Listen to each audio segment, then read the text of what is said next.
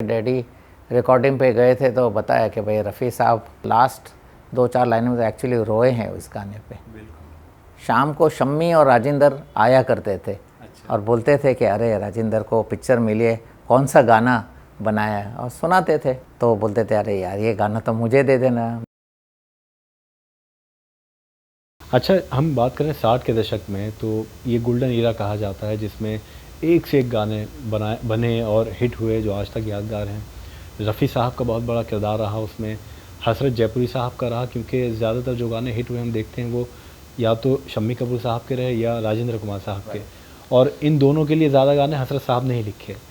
तो क्या क्या एक कॉम्बिनेशन था, क्या ट्यूनिंग थी आपस में? ये भी सुना है कि कभी कभी हसरत साहब से राजेंद्र कुमार साहब कहते थे ये शम्मी साहब के ये गाना मुझे क्यों नहीं दिया, मेरे लिए क्यों नहीं लिखते ऐसा गाना।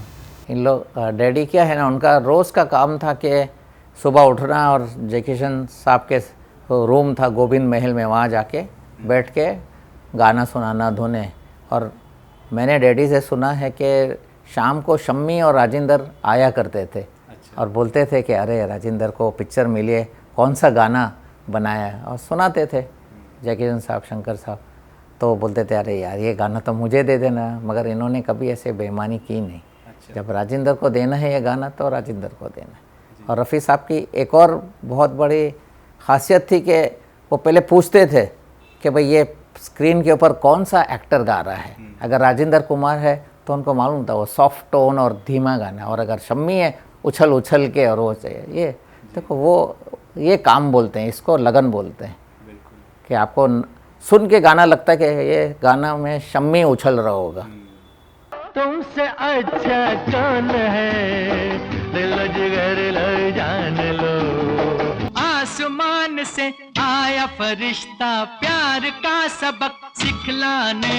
मुझे ये पता है डैडी से कि रफ़ी साहब है ना, रिकॉर्डिंग के बाद है ना हमेशा रुकते थे। अच्छा। कभी आजकल के जैसे सिंगर्स हैं या और भी सिंगर्स हैं अपना पेमेंट लिए और निकल जाते। रफ़ी साहब बैठते थे, सुनते थे पूरा गाना, लोगों से पूछते थे कि मैंने कहीं गलती तो नहीं कर दी। अच्छा। जब फुल सेटिस्फैक्शन उन्हें मिल जाए, इत्मीनान होता कि नहीं सबको पसंद है, तभी वो स्टूडियो छोड़ के जाते थे। ये शायद कोई आज का सिंगर तो नामुमकिन है, उस ज़माने में भी इतनी सिंप्लिसिटी किसी आदमी के पास नहीं थी, इसलिए दुनिया भर में लोग उनकी पूजा करते हैं। एक बात और थी खासियत, शम्मी कपूर साहब के जितने गाने हिट हुए वो गाए भी रफ़ी साहब ने और लिखे भी हसरत साहब ने। मतलब ये कॉम्बिनेशन देख लिया कि कितना शानदार, कितना लाजवाब था। जानवर, बदतमीज़, प्रोफेसर, प्रिंस, राजकुमार, शम्मी कपूर साहब की कितनी फिल्म थी जो जिसके लिए ज़्यादातर गाने जो हैं वो हसरत साहब ने लिखे। मैं आपको बताऊँ, मैं सीडीज़ लिया करता था ना, तो शम्मी हिट्स में 15 में से 9 गाने तो डैडी के ही होते थे, और राजिंदर का तो 16 गाने में 14 गाने हसरत जयपुरी। फूलों की रानी, बहारों की मलिका, तेरा मुस्कुराना। कौन है जो सपनों में आया, कौन है जो दिल में समाया। कभी आपको याद है मुलाकात होती होगी शम्मी कपूर साहब से? या राजेंद्र कुमार साहब घर पे आया करते थे, वो तो मुझे आज भी याद है। शम्मी कपूर का नहीं, इतना नहीं है। हाँ, जय किशन अंकल को काफ़ी नज़दीक से देखा है, उनके बर्थडेज हुआ करती तो डैडी के साथ जाया करता था जी। अगर क्या है, हमारा ज़्यादा टाइम है ना स्कूलों में गुजरता था। जब पीक टाइम डैडी का था, वी वर वेरी स्मॉल, छोटे से थे, मगर बाद में जैसे बड़े हुए फिर जय किशन जी तो 71 में गुज़र गए। जो नए ब्रीड म्यूज़िक डायरेक्टर्स थे, लक्ष्मीकांत जी, कल्याण जी, आनंद जी, इनके साथ बप्पी लहरी, इनके साथ जब मैं डैडी के सिटिंग होती थी तो मैं जाया करता था, तो इनसे अच्छी जान पहचान थी। अच्छा, और ये भी हमने सुना है कि एक गाना था आजकल तेरे मेरे प्यार के चर्चे, इस पे भी जो था शम्मी कपूर साहब और राजेंद्र कुमार साहब के बीच में कि ये गाना मुझे मिलता तो इतना अच्छा होता, वो भी बहुत हिट गाना था। बहुत हिट है। पार्टी सॉन्ग में डैडी ने 2 बेहतरीन गाने लिखे हैं जो जब भी हम स्टेज प्रोग्राम जाते हैं ना तो पब्लिक नाचती है। आजकल तेरे मेरे और बदन पे सितारे लपेटे हुए। आजकल तेरे मेरे प्यार के चर्चे हर जबान पर, सबको मालूम है और सबको खबर हो गई। और ये दोनों गाने के किस्से हैं। देखिए जय किशन जी, एक टीम थी, शंकर जी, जय किशन जी, लेकिन जय किशन जी का ज़्यादा जो मिजाज था वो मिलता था हसरत जयपुरी साहब से।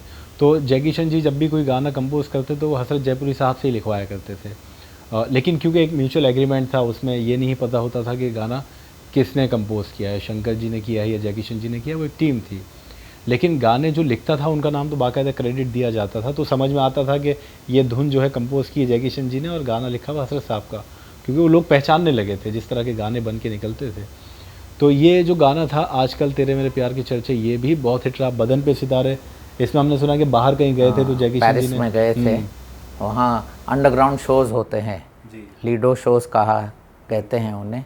वहाँ जैकी शन जी और डैडी बैठे हुए थे, एक हसीना आई, उसके बदन पे कॉइन्स थे, सेमी न्यूड जैसी थी वो, कॉइन्स थे और वो गुजर के निकल गई। तो जैकी शन जी ने डैडी को कहा हसरत में हसीना गई है, कुछ बोल सकते हो, कुछ लिख सकते हो। तो डैडी ने पेपर पे लिखना शुरू कर दिया, तब ये गाना बदन पे सितारे लपेटे हुए। बदन पे सितारे लपेटे हुए तो जाने तमन्ना। अच्छा, जैसे आप बता रहे थे डोली लिखते थे, यानी जब बेटी की घर से विदाई होती है तो उस मौके पर कोई गाना बजता था। जैसे आजकल शादी में ये रफ़ी साहब का ही बजता है, कौन सा गाना है वो, बाबुल की दुआएं लेती जा। तो ये गाना हमेशा हम शादी में सुनते हैं, लेकिन रफ़ी साहब ने हसरत साहब से लिखवाया था अपनी छोटी बेटी यास्मीन जी की जब शादी थी।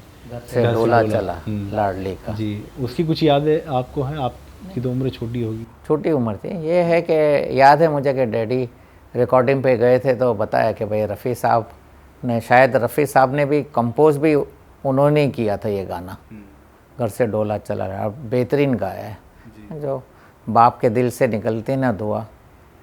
आप अगर इसको क्लोजली सुने तो लास्ट 2-4 लाइनों में एक्चुअली रोए हैं इस गाने पे। घर से डोला चला लाडली का, क्या नजारा है ये जिंदगी का। सबके दिल के जिगर के उजाले, जा किया तुझको अल्लाह हवाले, जा किया तुझको अल्लाह हवाले, जा किया तुझको अल्लाह हवाले। अच्छा, लिखने की 20 साल की उम्र से उनको लिखने का ये शौक़ था हुआ, इतनी कम उम्र में कैसे शायरी करते थे? और क्या, जैसा आपने बताया आपके नाना, उनके नाना जो थे उनको देख कर के उन्होंने सीखा, तो उनके नाना से उन्होंने क्या तालीम भी हासिल की थी इस तरह की, या बस ऑब्जर्वेशन से, या वो एक था घर का माहौल ऐसा था? तो घर का माहौल था ऐसा, तो थोड़ा सा जीन्स में तो आएंगे, नाना है तो थोड़ा तो है, तो थोड़ी शायरी सुनाते थे तो वो वाह वाह करते थे। ऐसे तालीम तो किससे ली नहीं है, बस मैं बोलते हैं ना, कहावत है ना भाई, poets are born not made. किसको नहीं, तो मुझे लोग कहते थे, काफ़ी म्यूज़िक डायरेक्टर बोलते थे, आप इतने बड़े शायर के बेटे हैं, आप क्यों नहीं लिखते? Not possible, God gifted talent है ये। तो आज आपके वालिद साहब हयात नहीं हैं, लेकिन उनकी यादें तो हमेशा हैं। तो कभी याद आती है तो किस तरह से आप क्या गाने सुनते हैं? गाने सुनते हैं, उनके एक से एक गाने सुनते हैं, और बहुत याद आती है तो यहीं बाजू में उन्हें दफनाए, उनकी कब्र पे जाके ज़ियारत कर लेते हैं। अच्छा, उनका आपका पर्सनल फेवरेट कौन सा? वैसे तो सारे ही होंगे उनके लिखे हुए, लेकिन फिर भी कोई एक होता है जो दिल के बहुत करीब? मुझे रिजवान बहुत मुश्किल है बोलना कौन सा फेवरेट है।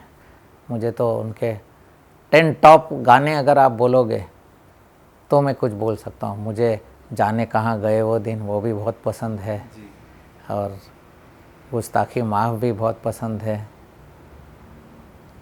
राजेंद्र शम्मी के मैक्सिमम, देवानंद के लिए भी इतने अच्छे, जब प्यार किसी से होता है, एक से एक गाने लिखे हैं। तेरी जुल्फ़ों से जुदाई तो नहीं हुई, तेरे घर के सामने में दिल का भंवर करे पुकार, पर्दे में रहने दो शिकार, एक से एक गाने। मतलब हर जॉनर के गाने लिखे हैं उन्होंने, एक से एक। तो ये चुनना बहुत मुश्किल है वाकई कि कौन सा गाना बहुत मुश्किल पसंद है।